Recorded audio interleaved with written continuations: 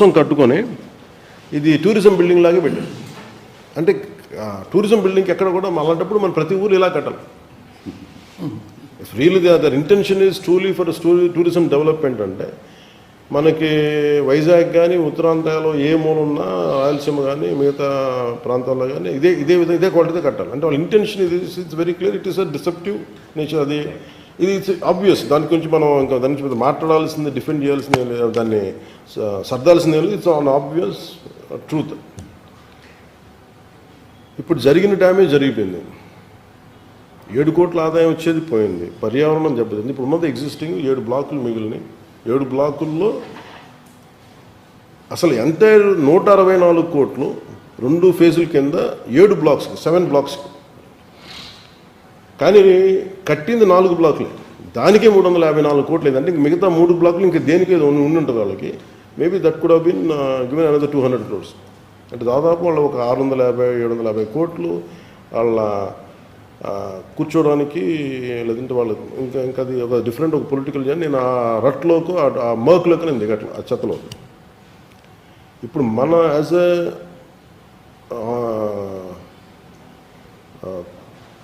బాధ్యత గల మనం శాసనసభ్యులుగా and as the Janasena party శాసనసభ్యులుగా కావచ్చు, ఇది మనం దీని మీద ఒక కాల్ తీసుకోవాలి. ఎందుకంటే ఒక్కోసారి మనం ఎక్కడో దూరం కూర్చొని మంగళగిరి కూర్చొని నిర్ణయాలు తీసుకోవడానికి వాస్తవం. ఇప్పుడు ఉదాహరణకి ఉదాహరణ ఉంది. మనం వెళ్ళి చూస్తే వచ్చే పాలసీ వేరు. దాని నుంచి ఏం పుడతాం అని తెలుసు. అలాగే మనం అక్కడ అనేక సార్లు క్యాబినెట్ మీటింగ్లో మనం ప్రస్తావించాం.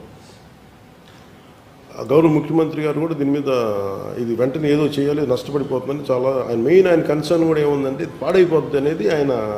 ఆయనకి కన్స్ట్రక్షన్ ఇలాంటి నిర్మాణాలు ఆయన పూర్తి అవగాహన ఉంది కాబట్టి ఆయనకున్న అనుభవం ఇది ఆయనకు చాలా కన్సర్న్ చేస్తాం. బట్ మనం ఒక నిర్ణయం ఈరోజు మనం ఇక్కడికి వచ్చాం కాబట్టి దీని మీద ఒక రెజల్యూషన్ మనం తీసుకోవాలి. ఒక్కటి ఏంటంటే ఇది మనీ మేకింగ్ రెజల్యూషన్. అంటే మీరు ఇదివరకు 7 కోట్ల, వెరీ సింపుల్. దీనికి మనం ఆదాయం చెప్పాల్సిందే. 7 కోట్ల ఆదాయం ఉన్న రిసార్ట్స్ ఇది. దీనిని 450 కోట్లు పెట్టుబడి పెడితే కనీసం ఒక 700 కోట్ల ఆదాయం వచ్చేలా ఉండాలి. అంతే కదా? నేను అది కోటికి 100%, 200% అడగట్లేదు. కానీ 453 కోట్లు అంత వర్త్. దాదాపు కూర్చోబెట్టి మొత్తం పెడితే ఇంకొక 50 కోట్లు అంత పెట్టుబడి పెడితే అది ఎలా చేయాలని నాకు నిజంగా ఇప్పుడు వస్తున్నప్పుడు మన టూరిజం శాఖ మా చిన్న దుర్గేష్ గారితో మాట్లాడుతుంటే చాలాసార్లు క్యాబినెట్లు ప్రస్తావించారు, మనోహర్ సార్ ప్రస్తావించారు. అందరూ ఏమన్నారంటే దీని ఏదో ఒక ఆదాయం మార్గం. నేనైతే ఇంకొంచెం ఎక్స్టర్నల్ కూడా చెప్పాను. అసలు టోటల్ నాదంతా ఈ ప్రాఫిట్లెస్ మేకింగ్ ఇది ప్రపోజల్ చెప్తే దాన్ని స్కటిల్ చేశాను. అది ఉద్దేశం మంచిదైనప్పటికీ దాన్ని అంటే మనం దీంట్లో ఏంటంటే it's tourism department property, government of AP property. It's better it should be remain as AP government property కింద ఉండిపోవాలి. ఇంకా దీన్ని ఇమ్మడాలు పెట్టకూడదు.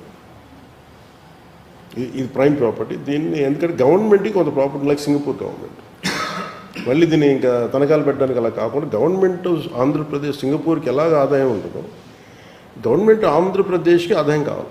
తద్వారా ప్రజలకు ఏదైనా కార్యక్రమాలు చేసినా, సంక్షేమ కార్యక్రమాలు చేసినా మనీ అనేది ఉండాలి. మనీ రేసింగ్కి ఇదొక వీళ్ళు డ్యామేజ్ చేశారు. ఇంక వీళ్ళని పొలిటికల్గా వీళ్ళు చేసింది ఏంటనేది అది సపరేట్ సభలో మనం మాట్లాడదాం. కానీ ఇప్పుడు మనం తీసుకోవాల్సిన నిర్ణయం మీరందరూ కూడా ఒకసారి ఆలోచించాల్సింది.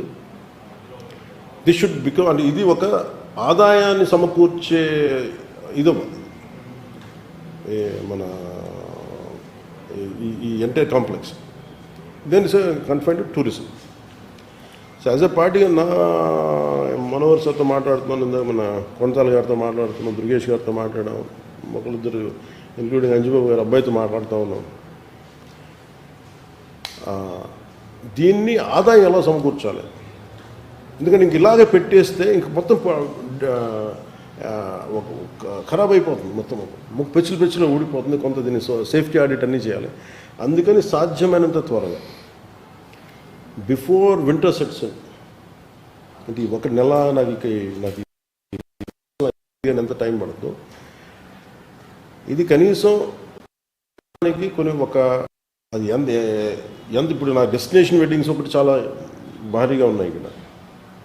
లేదంటే ఇందాక మైస్ అన్నారు, ఇందాక మైస్ అంటే చెప్పడం సార్. మైస్ అంటే మీటింగ్, ఇన్వెస్ట్మెంట్స్, ఎగ్జిబిషన్స్, కాన్ఫరెన్సెస్, ఈ 4 ఉన్నటువంటి MICE మీటింగ్స్, ఇన్వెస్ట్మెంట్స్,